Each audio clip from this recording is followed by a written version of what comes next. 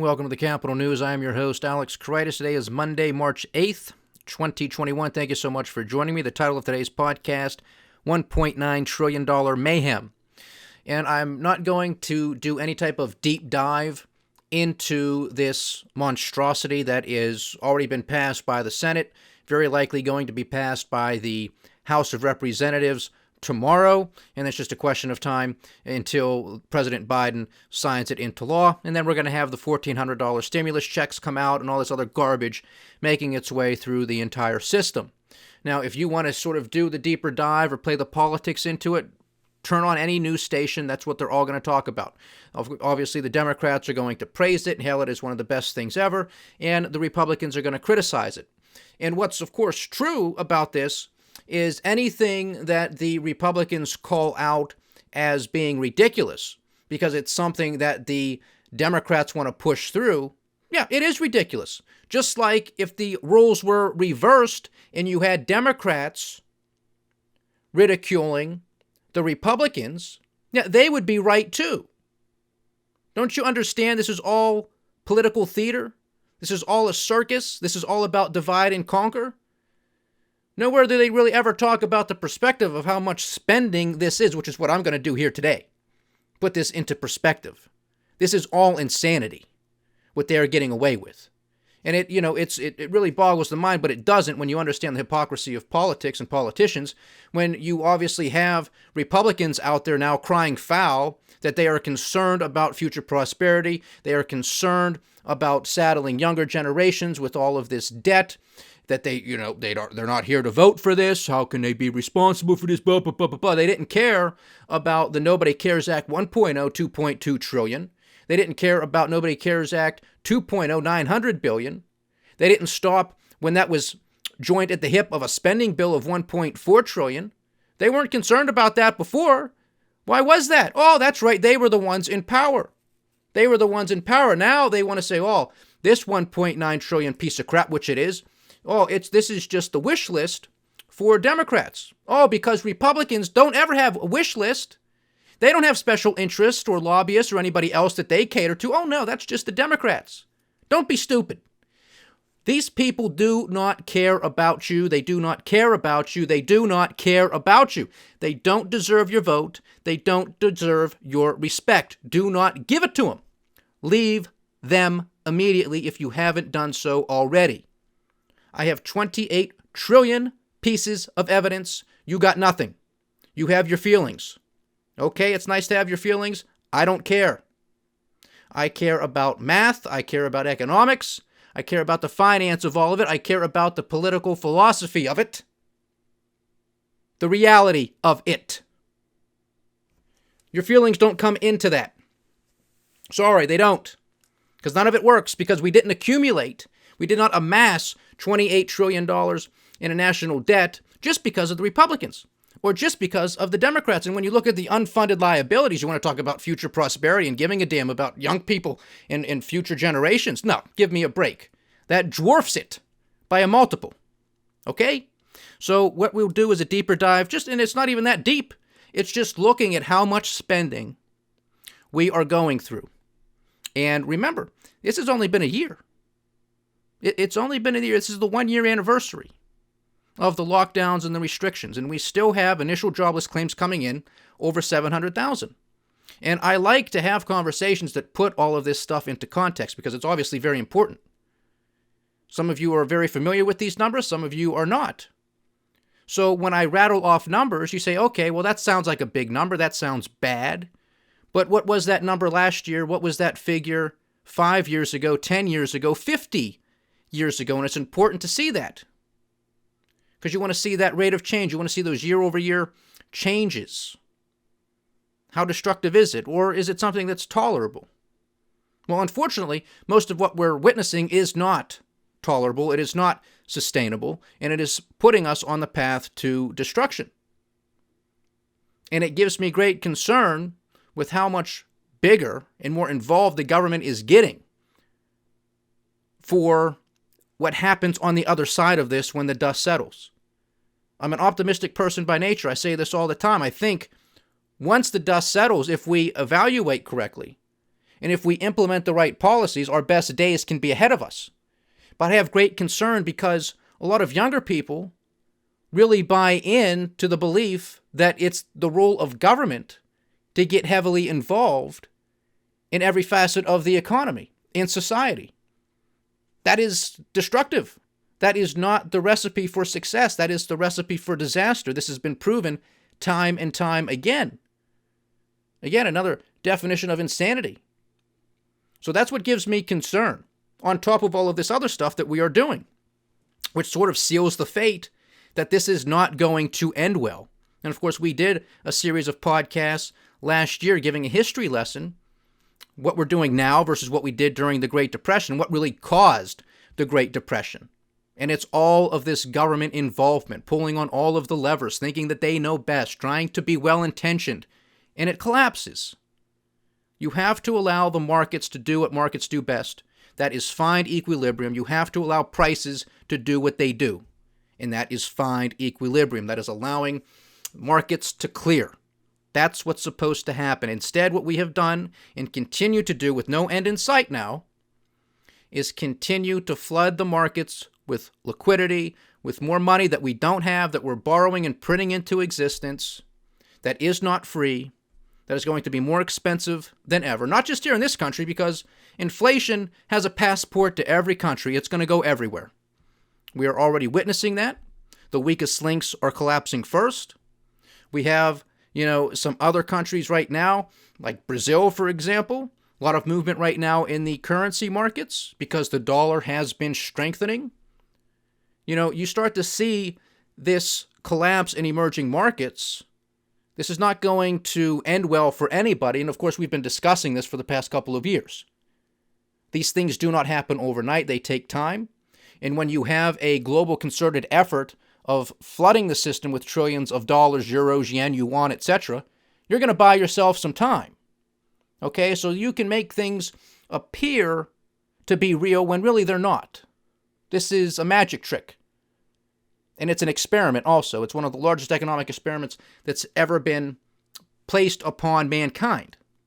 Okay, as far as we know, I don't know how to read hieroglyphs, but as far as I know, this is the largest economic experiment that has ever been tried. And I just don't think it's going to end well because it is being tried and implemented by the same people who have led us into one crisis after the next. I don't think this time they finally solved it. I don't think that's going to be the case. So those are some of the concerns, but I want to bring things back into perspective because I think that's very important. We're going to do that. So last night was obviously Sunday, and I did a markets overnight segment because of what was taking place in the oil market. And we were seeing WTI at prices we haven't seen since 2018, and Brent prices, something we haven't seen since 2019. And so it was just a topic of discussion to see how things would translate into the day session once the U.S. markets opened up, and we'll get to that. But we have the dollar index at 92.34, so that gained from last night's discussion.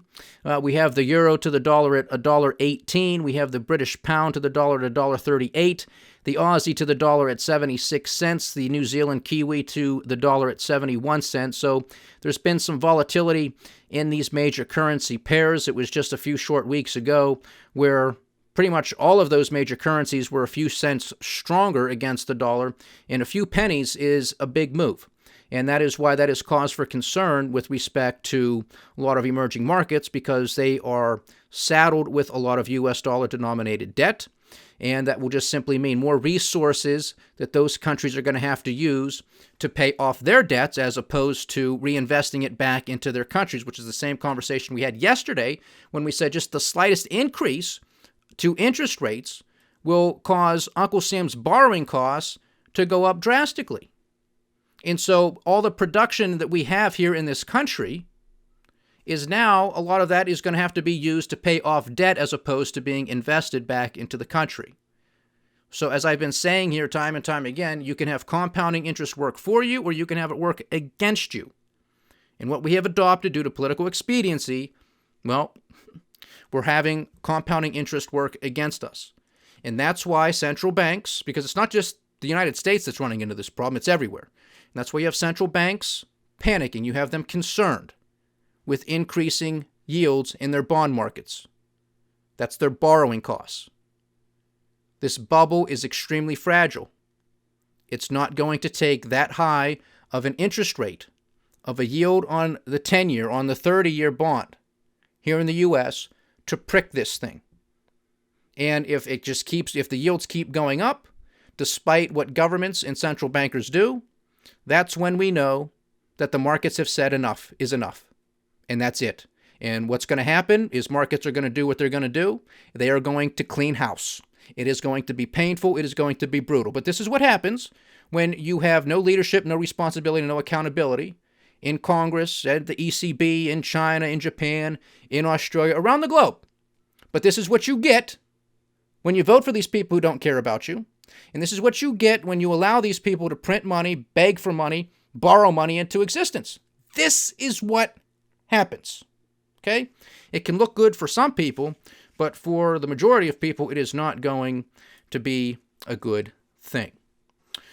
On the share price front, we have, this is overnight, we have the Dow Jones Industrial Average up 0.6%. The S&P 500 is up about 0.8%. NASDAQ 100 is up 1.2%. And earlier in the day session, it was a wild ride. You had one of the biggest disconnects between the Dow Jones and the NASDAQ today. I think the biggest disconnect since about 1993, where you had the Dow Jones rallying today, hitting an intraday all-time high, and you had the NASDAQ giving back a couple percentage points. Okay, and now obviously the concern here with the tech sector is this increase in yields. And then obviously the argument that is being pushed out there as to why you saw the Dow go up and you're seeing some of the small caps go up is because there is this rotation out of growth into value. Yeah, there might be some truth to that. I'm just calling this another narrative play. That's all it is. As far as I'm concerned, this is just another narrative because I saw an interesting headline out of Yahoo Finance today, shaking my head, where it said, well, increasing yields are actually good for stocks. I mean, what is bad for stocks? Low interest rates are great for stocks. High interest rates now are great for stocks. Pandemics and lockdowns and restrictions are great for stocks. Vaccines and removing those pandemic restrictions and lockdowns are great for stocks. Is there anything that isn't? I mean, this is bizarro world. This is why markets are busted. They're broken. And I don't have it in front of me right now, but I think GameStop was up another 40% or something today. Okay? Because that's what happens. That's what happens in a free market capitalistic system. You have this type of insanity. No, you don't. This is what happens when you live in a banana republic. This is what you witness. Okay? And this isn't going to end until it does. Okay? And that's when the music stops playing. That's when the markets call BS. Enough of this, can't handle it anymore, and there are going to be constraints, and nobody knows that number. But that's a question that needs to be asked of Jay Powell and company at the Fed. That's what needs to be asked of Christine Lagarde at the ECB and other central bank heads. What's the constraints? What are the limits to these policies? How much further can you go? They'll never answer that, because if that number ever gets hit, well, now they have to be held to account, which of course never happens anyway. But at least ask the question, get the conversation going. And if you don't seem to care about the size of the deficit, then why do we have to pay taxes? That's another very basic, commonsensical question to ask these people too, which is going to be part of our discussion as we talk about the perspective with all of the money that we are spending. So a sea of green across the pond in Europe. Biggest gainer was the German markets, up 3.33%, followed by the Italian exchanges, up 3.1%. And a lot of this is off of the narrative that, well, Congress is passing the $1.9 trillion monstrosity. Yay for everybody. Everybody benefits when the U.S. spends money we don't have. Ain't that great? Australian cash trade is up 0.5%. Chinese stocks continue their decline, giving back 0.4%. At the share price, let's look at Apple giving back 4%, Tesla giving back 5.8%, trading at $563 a share. I think over 30% down from its all-time high. Microsoft down 1.8%, Amazon down 1.6%, Facebook down 3 1/3. Let's see who some of the bigger gainers today are. Financial stocks, Visa up 2 1/4, JP Morgan up 1 1/3, and Goldman Sachs gaining 2% for the day. So some people would argue that the financial sector, because of increasing yields, gives them more cushion, is better for them, yada, yada, yada. Maybe that plays out. Time will tell. WTI is trading at $65.22, so well below where we were last night. Brent at $68.50, so again below where we were last night, which was closer to 70, gaining near $71. Natural gas, $2.65. Gold and silver hanging on. Gold, $1,688 an ounce. Silver at $25.34 an ounce, and copper hanging on, $4.08 a pound. Rounded out, Uncle Sam's 10-year junk note is yielding 1.57%, so little changed from the overnight session that we discussed. And then, of course, we have our Treasury Secretary, Janet Dingbat Yellen, coming out and saying, well, she doesn't see inflation. You know, this woman couldn't hit water if she fell out of a boat. She didn't see the housing crisis either. She said a couple years ago, oh, there's never going to be another financial crisis, as long as she lives or in history. It's not going to happen. It's not going to happen. Well, Janet, Ms. Dingbat, why did we throw trillions of dollars into the system then if we didn't have some sort of financial crisis? Weren't things just moving along swimmingly well? Isn't that right? No. Of course, these people will never admit to any mistakes. They will never take any type of responsibility. So she sees no inflation, which means though it's here and it's coming and it's only going to get worse. And now we have India, the country of India, asking OPEC plus, so the Organization of Petroleum Exporting Countries, plus a couple others, Russia being the biggest one, saying, can you pretty please increase production? Now, why do you think the Indians want production to go up with respect to oil? Because they want the prices to come down. But why? Didn't they get the memo? Didn't they listen to Dingbat? She said there is no inflation and it's not going to be a problem. Didn't they listen to Jay Powell, the chair of the Federal Reserve, and all of his buddies at the Fed? Haven't they all come out and said, this is nothing to be worried about, nothing to be concerned about. We can contain it. We can crush it. There is no inflation. But why are the Indians concerned about this? Oh, because they know it's here, they know it's coming, they know it's going to get worse. And of course, India has a whole slew of political problems too. They still have the farmers protesting. They are a major importer of crude oil. You see where this is going? This is not going to end well at all. Okay? This is just getting started. So the narrative here in the United States from our fearless leaders is there is no inflation. Don't worry about it. And if yields go up, that's okay. It's a sign of growth. That's all it is. It's just a sign of growth, and everybody should be happy about it. But here's some perspective that I hope you find interesting, because I was curious to know what this was myself. So, you have Nobody Cares Act 1.0 last year, about $2.2 trillion. All right? Where does that stand alone? $2.2 trillion. That would take you between the GDP between France and Italy. France is at 2.7 trillion. Italy is at 2 trillion. So the Nobody Cares Act by itself would be one of the largest economies on the planet. Just Nobody Cares Act 1.0. Then you go to Nobody Cares Act 2.0 at $900 billion. That takes you down to the GDP of the Netherlands, which is still a top 20 economy by GDP on this planet. Okay? Then you had the Nobody Cares Act 2.0, the $900 billion piece of crap, tied or joined to the hip of the $1.4 trillion spending bill just to keep the lights on, if memory serves me correctly, through the first quarter of this year, which is coming to an end in a few weeks. Which begs the question, what are we going to do when that ends? Are they going to have to spend another $1.4 trillion to get us through the second quarter? What are they going to do? So, nonetheless, $1.4 trillion. Where does that take us to? That takes us basically a tie between Spain and Australia. So you get to pick which vacation you want to go on. If you're allowed to go, you might have to get a passport, a special passport that says you're vaccinated, you're clean, you can go, because this is the world we live in now. This is a brave new world. This is 1984, okay? But nonetheless, you pick. It's a difference between Spain in Australia, both about 1.4 trillion economies. I'd personally rather go to Spain, but that's me. But nonetheless, there you go. Again, another top 20 economy around the globe.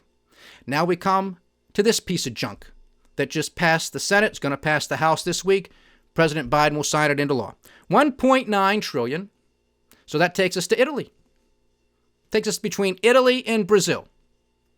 Brazil is at 1.8 trillion in change. Again, you're in the top 10 economies on the planet. That's how much we have just spent in 1 year. That's how much we've approved in 1 year's time. This is ridiculous, and this doesn't count. This does not count what we already spend on Social Security, Medicare, Medicaid, national defense, war, whatever you want to call it, and interest on our debt, plus all of the other transfer payment programs, plus all of the other departments of the federal government. Subsidies, corporate welfare, social welfare. What does this give us? This gives us a grand total. The Nobody Cares Act, 1.0, 2.0, 3.0, and the spending bill, just the typical spending bill, again, the 1.4 trillion. This gives us a total of $6.4 trillion. $6.4 trillion. And we have nothing to show for it. But $6.4 trillion, where does that put us if this was a standalone economy? We would be the third largest economy on the planet. United States, China, and then all of the spending that we have just approved in 1 year's time at $6.4 trillion. We would be surpassing that of Japan by over $1 trillion, by about $1.4 trillion, actually. That's how crazy all of this is. It's hard to fathom, isn't it, when you put it in this light, when you put it in this perspective. So 6.4 trillion also comes out to almost 2 years worth, 2 full years worth of federal government revenue. Of course, that's called taxation, which we're right at about 3.5 trillion. So if you said we brought in 3.5 trillion last year and we're expected to bring in about the same this year, that's 7 trillion. So a difference of some $600 billion. That's chump change. That's about the size of TARP. Remember TARP, the Troubled Asset Relief Program? That was $700 billion, and that was supposedly enough 12 years ago, 13 years ago, to save the economy, save the country, and to save the financial system. $700 billion 13 years ago. Now we're at $6.4 trillion, and we ain't done. $700 billion just doesn't buy you what it used to, folks. This is 10 times the amount in a little over a decade. Do you get how ridiculous, how insane this is? Do you understand why we are a banana republic? This is what you expect them to do in Argentina, in Turkey, in Iran, in Venezuela, in Lebanon, in Syria, in Zimbabwe. Now you have to throw the United States into that mix. With other countries too. Developed countries. Supposedly developed. It doesn't appear to be that developed with this type of thinking. But nonetheless, this is what we're doing. So all of that spending, 6.4 trillion, just in additional spending, 6.4 trillion would make us the third largest economy in and of itself. I mean, hell, just what we bring in taxation would make us like the fifth largest, right behind Germany. So this is what you're getting. This is what you're paying for. And I'm going to tell you, I'm going to break it down for you here too, just so you have the numbers. Little refresher, because we talk about this from time to time. USDebtClock.org. Medicare, Medicaid spending, 1.2, almost 1.3 trillion. Social Security is at 1.1 trillion. Defense/war is at 722 billion. And the interest on our debt, our net payments, come out to about 395 billion. And if you just take those numbers, that already puts us into a deficit to begin with. And I don't want to hear it again. As I stated at the top of this podcast, I don't want to hear it from Republicans either. Because we had trillion-dollar deficits before COVID-19 when the Republicans were in charge. Okay? So I don't want to hear it. You had no leg to stand on. You want to be a hypocrite, that's fine. That's your business, but that's what you're going to be. Just understand this. You got nothing for it. Absolutely nothing. You got a short shot of adrenaline. That's all it was. Made things look better than what they actually were, only to get wiped out immediately, which would have likely have happened anyway. Okay, with or without this pandemic. The pandemic just gives these idiots all of the cover they need to spend $6.4 trillion that we don't have to do absolutely nothing. Just filling the hole. No infrastructure. No jobs training or reskilling. Nothing. Nothing of the investment kind. Just flood the system. Create winners and losers. Pick winners and losers. Determine who is a necessity or an essential worker and who is not. So if you're a small business owner, you're screwed for the most part, even if you sell the same goods or offer the same services as a larger corporation. Even if you did what the government, the CDC, what everybody and their mother told you to do to remain open, they shut you down again. Then, of course, the other head scratcher, with what we continue to witness in initial jobless claims, and not a good jobs report that came out for the month of February last Friday either. If all of these programs of the Nobody Cares Act 1.0, 2.0, and blah, blah, blah, blah, blah, if they were so good, the PPP loans, then why do we continue to see this amount of unemployment and underemployment and people filing these claims? Isn't that what the PPP and all of this crap was passed to prevent from happening? You take the loans, and you can stay in business, and you keep all of your employees on the payroll. If you had already laid them off, bring them back. Because if you bring them back and you keep all of your employees on payroll, well, guess what? Those PPP loans now turn into grants, which means you don't have to pay them back. So why are all these people still being laid off? Doesn't make any sense until you understand why I call it the Nobody Cares Act, because that's not where the money's going, folks. They are ripping us off. They are picking winners and losers. We know where the money's going.